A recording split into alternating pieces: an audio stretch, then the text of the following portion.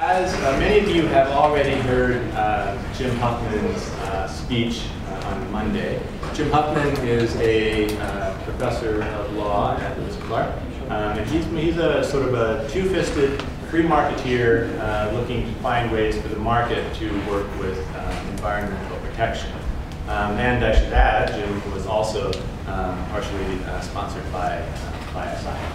So what we're doing today is we're going to be presenting sort of a slightly different perspective on this topic. So we're going to be sort of again looking at this question of when do markets work with environmental protection, and as Professor Huffman noted, when do they not work for environmental protection? So our speaker today is Professor Jamison Colburn. He's the Joseph H. Goldstein Faculty Scholar, Professor of Law. And what's really interesting is that he's actually worked as a litigator for the EPA. And so this isn't simply an academic exercise for him. He sort of spent time working within the EPA to sort of get a sense of what this looks like.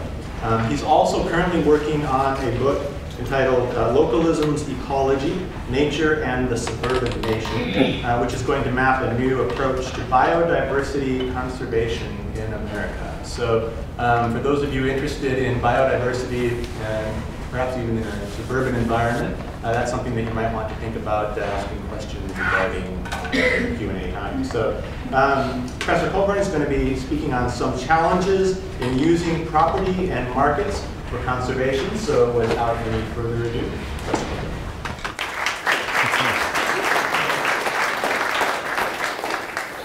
well, thank you, everybody.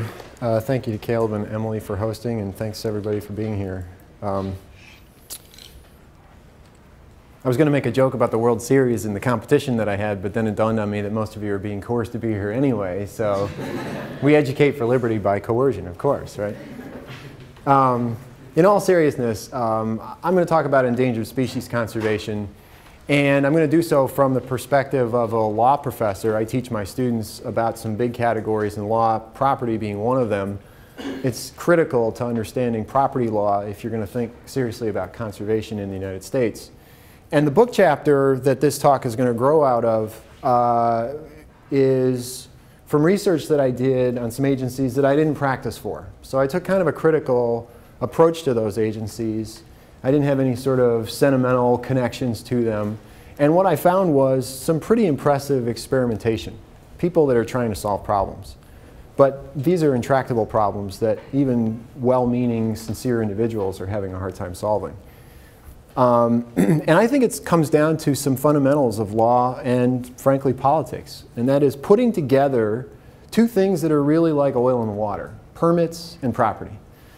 So I'll lay out for you my claim about why I think these two things are so different. And I'll explain to you how the Fish and Wildlife Service and the National Marine Fisheries Service are trying to put them together. And then I'll leave, hopefully, plenty of time for some question and answer about how this claim fits into my wider project. I tend to think of permits as a kind of bilateral deal between a citizen and government. Now, there are a lot of these permits that are very stock and off the rack and similar from person to person, like a driver's license, for example. There are lots of classes of driver's licenses. You add them up, there are probably 6 or 7 in every jurisdiction. But they're standardized from person to person, so they don't feel like a contract.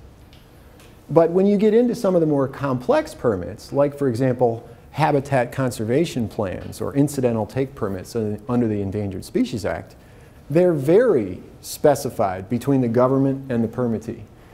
They're contractual in nature. They're bilateral, and they're unique to those parties, which, if you think about it, is the polar opposite of property. Property is a relatively standardized bundle of rights and privileges. And it's a good thing that our property rights are as standardized as they are, because we as owners and we as people in the world dealing with somebody else's property don't need to know a lot about the owner or about the property. We know that it's somebody else's property, and basically there are a set list of prohibitions and there are a set list of conduct requirements of us, and they're standardized. And that's really the beauty of property, I think. So why do we have so many permits and why so much property? Well, draw out a contrast or two here, I would say that we need permits to protect public priorities where markets aren't going to do so. If you think about it, a lot of public priorities are just not well protected in the market. Now, government can try to concoct markets, but by and large, what government is doing when it's permitting somebody is allowing them to take actions or allowing them to conduct themselves in a way that would otherwise be prescribed, prohibited. And it's doing so to tailor it to their local circumstances. Their conduct itself, as long as they adhere to some set conditions, isn't harmful, but you need the permit to work out what those conditions are. And it's also good for the permittee, rather than just having a non-binding promise from government, to have something that they can hold on to and build expectations around, to have some settlement, and not just the goodwill of government, really, to forbear from enforcement. That's, I think, in a nutshell, what permits are. Property is a very different thing. You know, I tend to teach my students that property law is really a function of the metaphors that we use. And a common metaphor in property is to talk about a bundle of sticks, a bundle of rights, if you will. But I think this goes back really a long way, almost to Blackstone, that metaphors like this were in circulation. But I think a more accurate metaphor for property law today is what a scholar at the University of Chicago has called a leaky bucket of gambles. The beauty of property is that it's supposed to combine inputs with outcomes so that good judgment and investment and conservation pay off. Right? We want to combine people's inputs with the outcomes that they experience. Except we don't know enough about the world to be sure, to be certain, when that combination occurs, that we're actually rewarding good judgment and we're actually rewarding investment and the like. We have what the scholar Lee Fennell at the University of Chicago calls sloshes out of the bucket and leaks from the bucket. We have spillovers, for example, of one property owner's usages that affect other property owners. Right? So you've got the gamble and you've also got the leaks. But there's one thing that virtually everybody agrees about property rights, and that is they're much more simple in structure than contractual rights or permits, because they're rights in rem. They're rights to a thing. If this is my water, it comes as a standard package of rights in personal property. And that package is relatively unchanged from state to state, from government to government, from personal property to personal property and the like. But in the Endangered Species Act context, what we're seeing is the fusion of permits and property. And I started studying the way these permits were fusing with property and land about 10 years ago, and I found some cautionary results. For one, you take what is a relatively transactable thing, an estate and land, and you encumber it with something that's going to reduce its transactability. A permit to engage in set kinds of conduct, whether it's cutting trees or growing cattle or pumping water or other kinds of market-oriented behaviors, and you encumber that land with what amounts to an easement or other controls on how that land can be used. And these controls are often very long-lived. The habitat conservation permits and the candidate conservation agreements with assurances, which I'll talk about in a second, they can last as long as 50 years, some of them. And what you're doing is taking, as I said, a relatively standardized bundle of rights or a relatively standardized bucket of gambles and encumbering it with highly specified contract-like permits. As regulators in the United States recognize that they really can't live on command and control, and this is clearest in a statute like the Endangered Species Act, they turn toward market-oriented conservation. And these permits that they've been creating were supposed to enable landowners to continue about their way, transacting land and engaging in market-oriented behaviors. They realize that markets are good because transactions or trades have an unparalleled capacity to sort and aggregate information. They have an unparalleled capacity to sort out what people value and about how much they value it.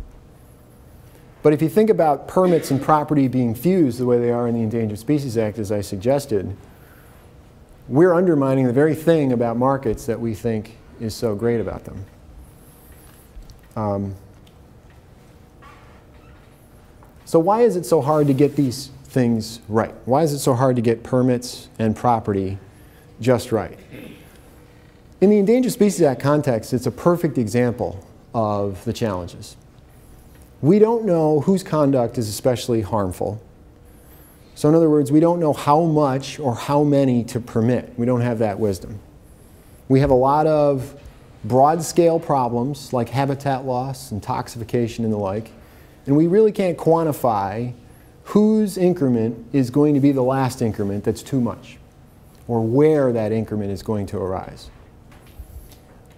We, meaning government, we don't know who to trust with a permit. We don't know what kinds of terms and conditions to put in the permit because we really don't know who the sort of average or median individual is and how trustworthy they really are. Third of all, I think our federalism, as it's often referred to, and constitutional lawyers know this in detail, but most of us know it as citizens and residents in the United States, our federalism means that if you go from Washington State to Oregon, lots of things change. Some of them more subtle than others. But that's really the beauty of a federation, is that individual democracies can govern themselves according to their own state constitutions. And if you get down even further in the political hierarchy at a local level, individual counties and cities and towns and townships and the like can govern themselves within some strictures. And this is generally regarded as democracy at work, as the flourishing of freedom from jurisdiction to jurisdiction. It empowers people to govern themselves. But if you add all that up to a nation of 315 million people, standardizing permits for purposes of habitat conservation or species conservation can be next to impossible. Because the real property law, the law of real property from state to state, is each state's own concern. And there's a lot of uniformity there, but there's also a lot of diversity. And so what I call vertical and horizontal fragmentation really challenges regulators to come up with a combination of permits and property. And the last thing I'll say that really has struck a chord with me in this research about creating markets for conservation, about, say, mashing together permits and property, is that you can't build a conservation market incrementally. So many things in our country, especially things like environmental statutes, have been built incrementally. The Clean Air Act, the Clean Water Act, all the iconic statutes like the Endangered Species Act that we have in this country, most of them did not come fully formed from the minds of Congress. They came incrementally as a result of experiments that worked in states and then many years of tweaking by Congress. You know, each one of those statutes was amended and amended again and amended a third time and the like. And that is incremental growth of the sort that you see in American law. But with markets, you really can't create them for purposes of protecting the environment incrementally. If you think about it, something like going to a market for wholesale electricity in California, which was an experiment tried just a few years ago, has to happen all at once or not at all. Because if you try to get there incrementally, piece by piece, there are so many advantage takers who are going to completely ruin the system that you're trying to build incrementally, that the public will come out against it because the public will basically be victimized by these advantage takers overnight, that you really can't get from A to B if you mean to get there step by step. So the skinny on privatizing wholesale electricity services in California is that they tried to get there just a little bit, and what happened was a few people, I should say, got very rich and everybody else got taken advantage of. The other problem of building a market incrementally is what I like to call the Waxman-Markey mistake. About 3 years ago, the United States tried to create a massive bill to create markets, to create what's known as a cap and trade market for the emission of greenhouse gases, for the emission of CO2 or its equivalents. And the bill to try to create an economy-wide cap and trade system to take advantage of what markets do, sorting and aggregating information, became so enormous because of the size of our economy, because of all the different sectors that were really going to be regulated, that it became what I call too big to succeed. And it ended up failing miserably because we could not get people in Washington with such diverse perspectives to agree how to structure such a massive market.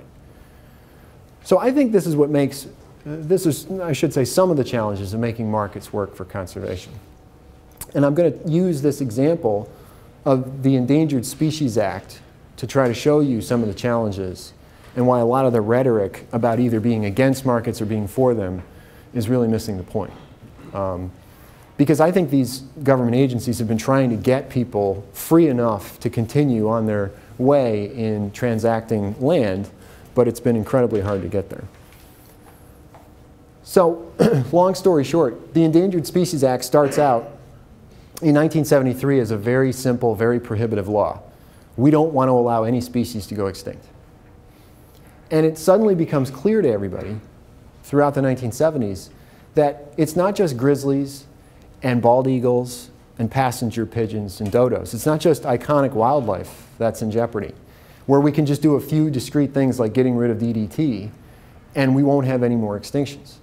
It becomes clear throughout the 1970s that actually extinctions are an enormous and pervasive fact of life on planet Earth with as many humans as we have. And the Endangered Species Act gradually transitions from a simple federal law declaring there shouldn't be any extinctions to a federal law that is managing land use across the breadth of the United States, something that the federal government was never supposed to do. Because what we find is the use of land is what is disturbing and degrading habitat, and the loss of habitat is overwhelmingly, by far and away, the greatest cause of species loss. So what do? We have two smallish, relatively underfunded federal agencies administering the Endangered Species Act. And they're looking to leverage their resources however they can. And they think to themselves, aha, there are these permits that we can create. And there are a variety of authorities in the statute today as a result of the amendments that allow them to create these permits. And they use the leverage that they have, the prohibition within the Endangered Species Act, to get commitments from private landowners to try to do the best they can for at-risk species on their land. Except they've got all these problems that I mentioned just a second ago. They don't know who to permit. They don't know enough about what is precisely imperiling the species that they're trying to protect. They don't have the authority necessary to regulate people. So oftentimes what they have to do is work out these bilateral deals. And they create a whole new category with these permits, which I call a category of property-ish or property-ness. Because what they started doing in the 1990s and have continued to do since is give out these permits with assurances. Assurances that if new things are learned in the future after the permit was written, the permittee won't be required to do anything else by way of land or water or resource commitments, that those commitments will come from the federal government. So each one of these permits that now has assurances written into them binds the government to fix whatever they learn might be defective about one of these permits in the future. And if you think about it, that can be especially problematic when private landowners are taking actions that might jeopardize species.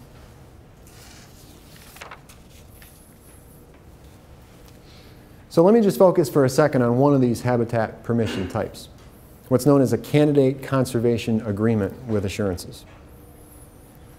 The terrible fact about the Endangered Species Act is there are many more species sitting in the proverbial waiting room than in the emergency room or the operating room. What people who aren't Endangered Species Act experts don't know is that the resources the federal government appropriates every year to actually list endangered species is a tiny fraction of what it would need to list all of those that are in jeopardy, that are in peril.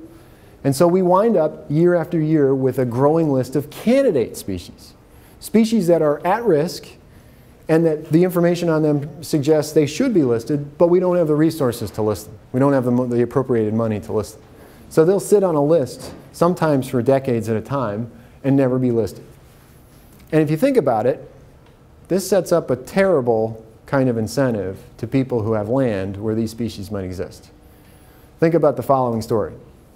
I'm a farmer and I've got some timberland as well on my farm. I've got, say, a 1,000-acre farm. And the timberland on the farm is habitat for a species of bird that has been listed as a candidate species. And the Fish and Wildlife Service publishes a notice saying, you know, this bird species is thought to be in danger, and when we get around to it, we're going to list it as endangered. And when it's listed as endangered, you won't be able to take any actions which take listed endangered species like this bird. And take is defined very broadly by the government to include habitat modification. But before that species is listed, the Endangered Species Act doesn't cover you. It doesn't prevent you from doing anything vis-a-vis this bird. So you start thinking to yourself, aha, what should I do with my timberland before this bird species is listed? I don't want to forego the profit of being burdened by the Endangered Species Act when that bird is listed and my land is regarded as habitat, so I should cut these trees immediately. And this kind of perverse incentive drives a lot of free market liberals and conservatives alike up the proverbial wall, because it's literally the Endangered Species Act doing the exact opposite of what we would hope it would do. It's encouraging people to eliminate habitat that we would want them to protect. So the Fish and Wildlife Service, again, people who are experimenting to try to achieve objectives that are really hard to achieve, created out of thin air what they call a candidate conservation agreement with assurances. They want to induce landowners to enter into these agreements to protect the habitat for these at-risk species. But the only way they can induce them to enter into these agreements, since the species isn't listed, is with some kind of carrot. And the carrot that they create is a promise from the government that if and when the species is listed, the holder of the permit won't ever be required, or at least for the duration of the permit, say 50 years, to do anything further on behalf of that species. That it'll be the government's responsibility if and when they learn enough about the species habitat needs that further actions have to be taken. And if you think about it, this is government, this is regulators trying to leverage what limited resources they have. Some people would call it sort of the creeping hand of Stalinism, but it really is, in my view, because I've dealt with a lot of these people, both on their side of the table and across from them, it really is them that's trying to remove what they regard as a very perverse incentive that makes the law look silly. And so they put, of course, a lot of controls in place to try to make sure that these candidate conservation agreements with assurances don't go off the rails. But the controls end up creating the sort of nightmare scenario that I suggested at the outset, where we fuse permits and property and we get the worst of both worlds. And I just wanted to take you through a little bit of the fine print of the services rules and policy on these agreements. So number one, you can't issue one of these candidate conservation agreements with assurances where the action in question is going to appreciably reduce the likelihood of survival and recovery in the wild, right? Now, if you think about it, with a species and with individual landowners, it's really hard to figure out where that threshold is, that somebody's actions will appreciably reduce the likelihood of survival. When you can say that somebody's actions will appreciably reduce the likelihood of survival or recovery, you've usually got a very large landowner or a very narrow endemic species that occurs in a very small area. For everybody else, you're basically talking about the classical sort of Greek Swordy's paradox, right? How much is a heap? And that can be very problematic. Second of all, they want to make sure that every applicant has a demonstrated capacity for and commitment to implementing the agreement. Now, this is great at the outset of one of these permits. I want to make sure that you have the resources necessary to make good on your promise. Except when these promises are good for 50 years, you can imagine some changed circumstances where somebody's demonstrated commitment and resources for implementing really just don't hold for 5 decades. The permit's effective date is if and when the species is finally listed. So you could be looking at the creation of agreement in, say, 2012, but the species isn't listed in 2012. It's listed in 2020, and that's when the agreement becomes effective. That's when the permit becomes effective. immense time lag there where things may have changed, and therefore the value of the permit to government is, I think, reduced. Finally, there's this assurances thing that I talked about, and I'll say more about that in a moment. But these things cannot be revoked by government unless there is no equally effective alternative available. They are extremely sticky. When they're made, government has almost no possibility of revoking it without a lot of proof. Now, this is the point in the show where I like to scare people away from law school. Because if you're not familiar with or you don't regard as fun on a Friday night reading the Code of Federal Regulations, then environmental law is not for you. Okay? But bear with me, I can boil this down to its essence. This is about changed circumstances. And in these permits, you know, if you were to go look at section 1722, paren D5, small Roman 3b through C, you would find the Fish and Wildlife Service directing its field agents to make sure that they put into every candidate conservation agreement with assurances a proviso on unforeseen circumstances. On unforeseen circumstances. Because unforeseen circumstances is the one category where they can change the deal that was made way back in the day. But if you don't know what you should anticipate, if you have, in Secretary Rumsfeld's terms, the unknown unknown, it's going to be very difficult to put into your permit just exactly what these unforeseen circumstances are going to be. And in 2009, I did a nationwide Freedom of Information Act request across the whole country, and I gathered about 60 of these CCAAs. And I found that what they put in the permits as unforeseen circumstances are virtually unenforceable. That these reopeners, as we would call them, are virtually non-existent. Okay. I think what a lot of this boils down to, and what I hope to talk about in questions, is the inability of government to anticipate the effects of uncertainty when it comes to protecting biodiversity.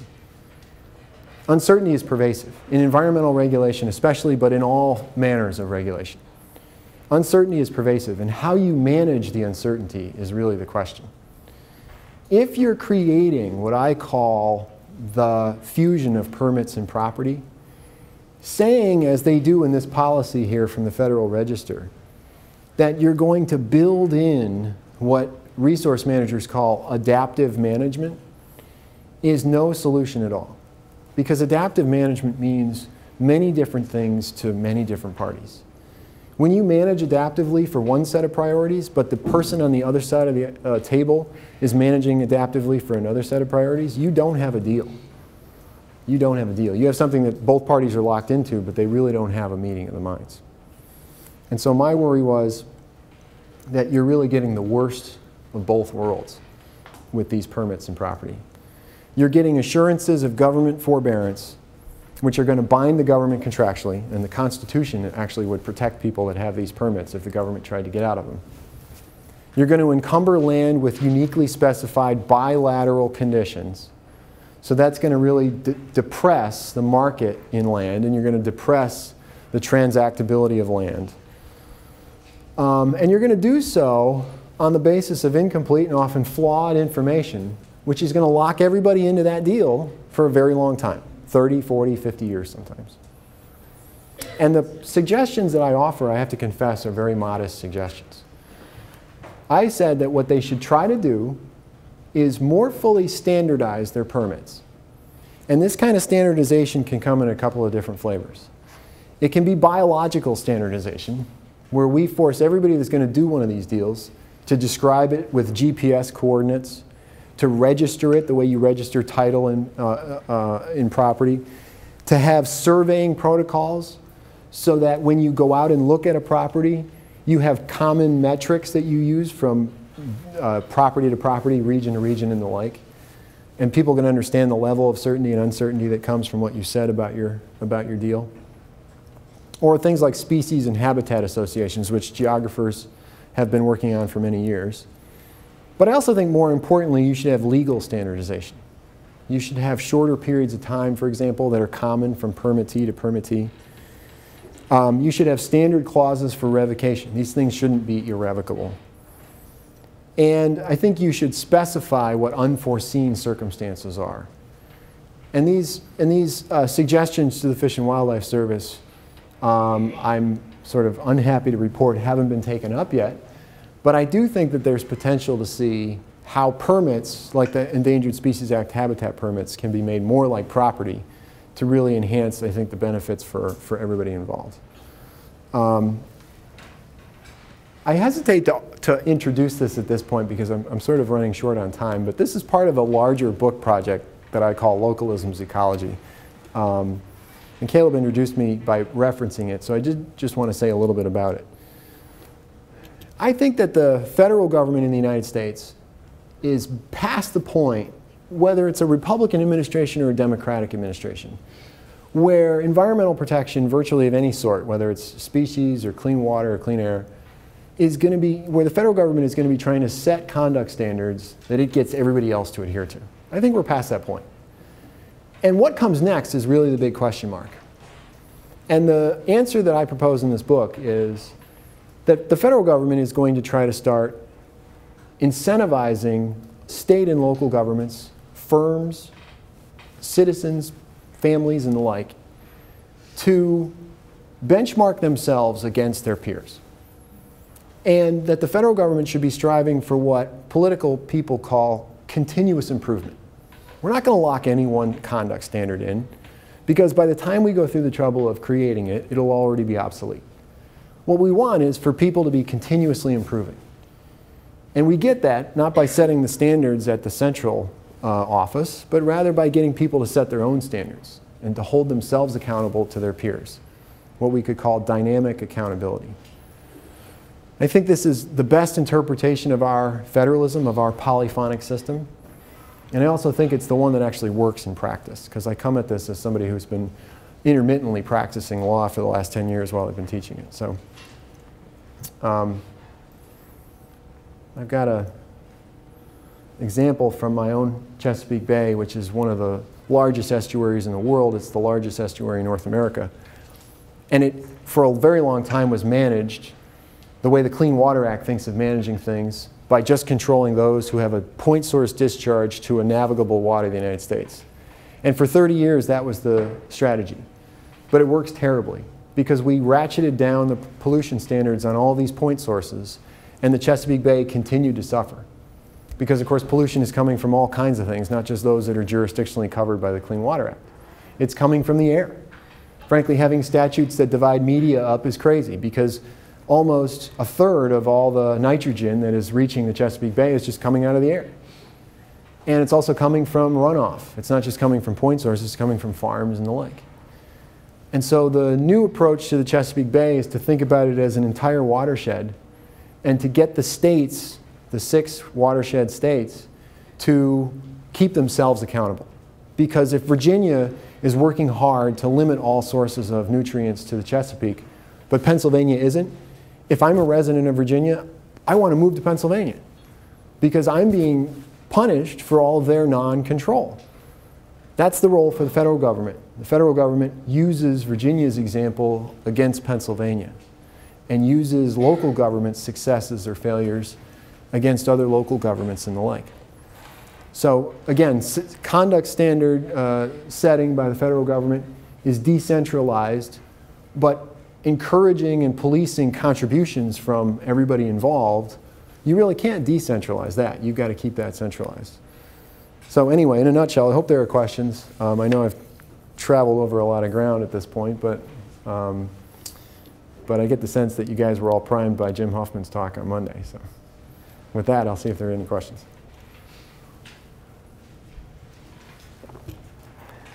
Uh-oh. Why are permits, 50 years binding, like when the environment changes so much? Is that just from the past? Yeah. This is an example of trying to get the market to work with government involved, right? So The reason that they want long duration permits is to give a valuable carrot to the landowner that engages in the deal. And a short permit is not enough of a carrot, right? So what the services say is, well, we want to take the permit applicants' plans seriously. And if they have long-term plans, like developing a parcel of land or cutting timber that will take 50 years to grow back, we want to work with that. And I understand that. You really do need to create a carrot that's worthwhile. But if you lock a bad deal in that long, you know, you're doing a couple of things. One, the permittee's plans for the land are certainly going to change, because virtually no landowner has plans that they make in day one and 50 years later they bring to fruition. And two, you're creating this sort of perverse incentive to create a deal based on flawed information, because we're always learning more. We're learning more about markets, about people, but especially about biota. So I think, you know, there's a happy medium perhaps to find between 30 and 50 years and 5. And I think there are ways that contract law can really deal with this. You know, if the regulators were to think more in terms of contract law, they could see that you could get standardized intervals of time where it's presumed to carry over, say 10 years, and then the presumption is it carries over. You'd have to rebut the presumption if it weren't. And the landowner gets a little bit of what they're looking for, but the government protects itself against that risk. So what's the criteria for species to be determined at risk? What are the criteria? They basically come down to over-harvestation, over-predation or disease in the wild, loss of habitat, basically any kind of credible threat to existence, any existential threat that can be documented. So there's no like set value, like compared to another number, they can't get down to this? No, exactly right. It's almost never a quantitative threshold. It's a multi-criteria judgment that the services have to make. But the reason why it's not quantitative is because we don't have hardly any quantitative population data like that on virtually any species. Do you truly believe that it's possible to reconcile permits with the free market? And do you believe, and also do you believe that it's possible to implement such a plan without government in particular? Do you think that's realistic? I'm not criticizing this piece. Sure, no. I take the point, let me take the point in reverse order. I think the more you rely on centralized Washington, D.C. based government, the more likely you are to have partisan frictions virtually screw anything up, you know, no matter how simple. And so I think the beauty of where candidate conservation agreements and other experiments that the Fish and Wildlife Service has come up with, I think the beauty in that is that it's come up from the field offices. And there are biologists and sort of, you know, lifetime service employees that have created these instruments. And the ones that work the best, they work the best because these are field people that know the permittees, whether they're working for a Fortune 100 company or they're working for a farmer. So I do tend to think that administrative agencies are not homogeneous. They're not all located in Washington. They have a lot of field personnel located out in the country, and that's a good thing.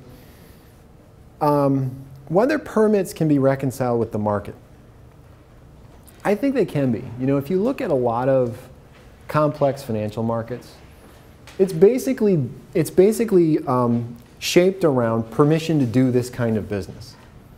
And they make lots of money on these kinds of permissions. And it's because people are arbitraging the regulators, but they're also trading with one another based on their own values.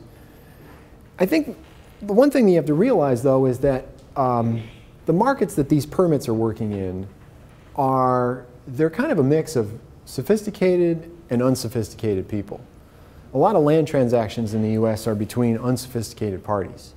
And so the costs of figuring out, well, how encumbered is this land, how valuable is the privilege and the like, they tend to be prohibitive costs for some parties, but they wouldn't be prohibitive costs for other parties. Like, and I'm thinking now of very large conservation organizations that would be repeat players and could really figure out, well, this is a permit of type A, and this is the bundle of rights and privileges that goes with type A, and they could counsel, you know, owners, or they could do this transaction themselves in a way that would sort of mimic quote-unquote free markets. But like I said, it really does depend on the parties involved, I think.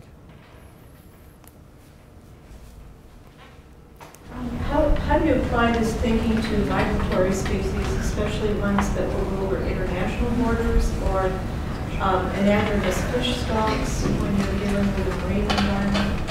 Boy, I'll tell you, migratory species, I think, make this point even sharper, because so little is known about cause and effect in the health of migratory species. It's even worse than, for example, a terrestrial species that has one set of habitat needs and is located in one area. With migratory species, you just sort of exponentially increase your informational burdens. So I tend to think that if it's habitat that's the problem for the candidate species and it's a migratory species, one of these candidate conservation agreements is going to have to be very simple. The more complicated it gets, the less likely the deal, I think, is any good for the public. I'm pretty sure that the ones that have been very attractive to the Fish and Wildlife Service to date have been terrestrial species like the sagebrush dunes lizard, for example. This is one that came up in the news recently. And the reason that this species was so attractive to be put into this kind of system to both the service and the landowners is it was oil companies, largely in New Mexico and Texas, in the Permian Basin. And they all were sophisticated landowners. And they had the chance to go to the Fish and Wildlife Service with effective plans for this sagebrush dunes lizard.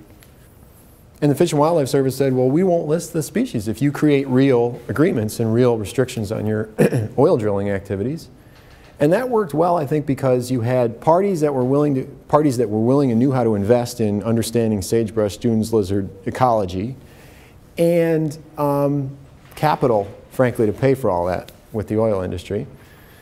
And the Fish and Wildlife Service that knew this is a species that has a relatively narrow habitat need, right? This area is relatively self-contained, relatively well understood.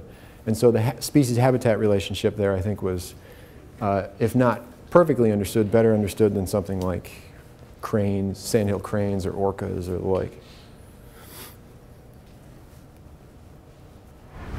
In terms of the Chesapeake Bay situation, how does the federal government encourage or police one local government that isn't doing their job in holding accountable their non-point solutions compared to another? Like, how do they kind of pin one against each other? Yeah, so it's an excellent question. They do so very indirectly.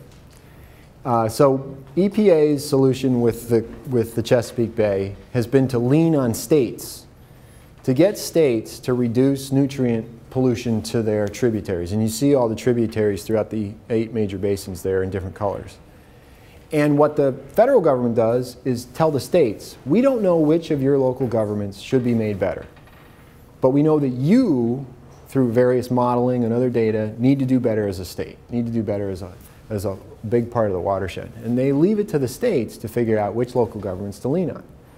Now, there's a certain amount of rationality to this, right? States are closer to the local governments. They should know in better detail than EPA regional personnel or headquarters personnel will know.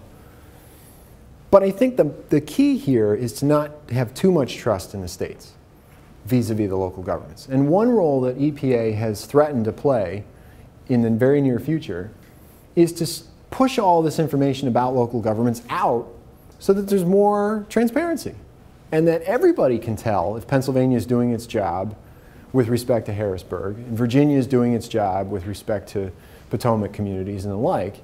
And nobody has to trust that the state is actually leaning on its municipalities. So I think that's part of the accountability that they should have. It's not just that EPA would lean on them indirectly and they would, and it sort of rolls downhill. It's sort of trust but verify, right? With regard to that, you mentioned not wanting to drag like DC politics into this. Do you think something along the lines of like the Uniform Commercial Code or something could possibly be a substitute for that? Yeah, that's an interesting phenomenon of our law, is that a lot of laws appear throughout states, but they are adopted state by state, like the UCC, for example. And I think a perfect example of that, one of the examples I use in the book, is the U.S. Green Building Council's LEED standards. It's not, you know, the funny thing about the U.S. Green Building Council and all this LEED certified architecture that we see here in the United States in the last 10 years is the federal government had virtually nothing to do with that. They paid a little bit of seed money to the U.S. Green Building Council to get them started, but then it was just hands off. And LEED standards grew because states and municipalities adopted them. They saw a ready-made approach to try to get architecture to be a little bit more friendly to the environment. They said, aha, we can just take this off the rack. We don't have to reinvent the wheel. And so I think some of the genius, you know, that the question points out about the Uniform Commercial Code is, if you create a standard like this, there's no telling where states and municipalities will grow it. Once they adopt it, once they mainstream it, it becomes a kind of standard that attracts others to adopt, and it has a kind of network effect. So yes, in response to the question, I absolutely think something like that is a big part of the future. As an agency, how do you track your effectiveness, and by which standards or metrics, since it seems that they're all ambiguous, do you evaluate your efforts? Yeah. I have to say my frustration with federal agencies is that they don't do enough of that. They don't have a results-based approach to their effectiveness. But I don't blame all the personnel at those agencies either, because I think they have conflicting masters, right? So they have a master in Congress that funds them from year to year, and you can't even call Congress in it, right? Congress is a they, and different districts have different coalitions, and different committees have different levers that they can pull. And there's a new president every 4 or 8 years, right? So serving a variety of masters, I think, prevents agencies from having the long-term sort of, this is how we're going to be accountable approach to their business. But I think gradually what you'll see over the next, say, 20 years is with the digital world that agencies are having to exist in today, less and less space for them to go off without any accountability, without any performance-based metrics. And I think that that kind of accountability is going to be self-imposed, by and large. I think that you're seeing it in areas like green building. You're seeing it in areas like a TMDL for the Chesapeake Bay. That agencies are basically saying if they're going to get states and municipalities to play ball, the only way they can do that is if they themselves don't look like tyrants. You know, arbitrary sort of, we're going to push buttons for political reasons and the like. That's how they get people to cooperate with them and trust them, is that they hold themselves accountable. Well, that said, is there any like existential guarantee, you know, for any kind of like lifespan of the EPA, for instance, or? How do you mean? Will there be an EPA in the future? Yeah, well, I think that's a pretty good guarantee. Well, in terms of like how it's shifting the way that it regulates or manages or plays a role in. I think the interesting thing about our system of laws, and I go into this in the book, is that you take a statute like the Clean Water Act or the Clean Air Act, it has a tremendous amount of ambiguity in it. And how these agencies implement these statutes is up to the agency on a kind of minute-to-minute decision or a minute-to-minute judgment. And it plays out, it seems like it plays out in glacial timescales, but it's actually a lot faster than you think. And the reinvention that agencies go through and to reinterpret a statute and sort of change it and experiment with things like candidate conservation agreements with assurances is pretty impressive if you just watch it over time. So while I think that these agencies will continue to exist, they're in a constant process of creative destruction, so to speak, I think. Well, we've reached the top of the hour, so those of you who have been biting your nails to see if the Tigers game or the Giants game, you might know, are free to get back there, and the rest of you are welcome to come over and ask questions if you want to go to face-to-face. But let's thank our speaker.